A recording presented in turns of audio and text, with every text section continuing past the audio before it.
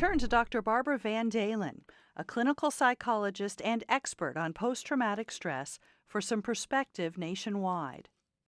A huge percentage of these men and women who've served our country are coming home with injuries that we would expect, that we need to make sure that we have services that fit them, that they can access those services. We need to make sure that they have opportunities for them to go back to school, to go to work, things that help them heal.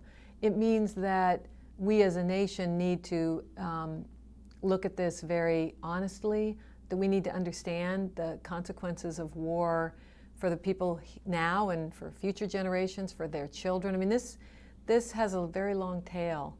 Our nation, I worry that as the war winds down, that people will assume, well, okay, most of the soldiers and Marines are home, we're done, they're going to be okay. But what we know from prior conflicts is that these are decade-long, if not more, issues for the men and women who will come home suffering with these kinds of injuries.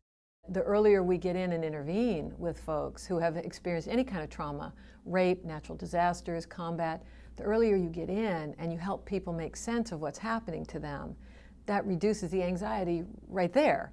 What happens is that when we're traumatized, when we're affected by something that's intense, our brains literally cannot process it, can't make sense of it, can't absorb it. It's threatening, it's dangerous, it's scary, but it keeps trying. Our brain keeps going over that same ground over and over. That's what the flashbacks, that's what the nightmares, it's trying to process it and sort of neutralize it. Most people who have post-traumatic stress learn how to manage it. It's not affecting their lives in the same way. They learn how to respond differently to triggers. They anticipate.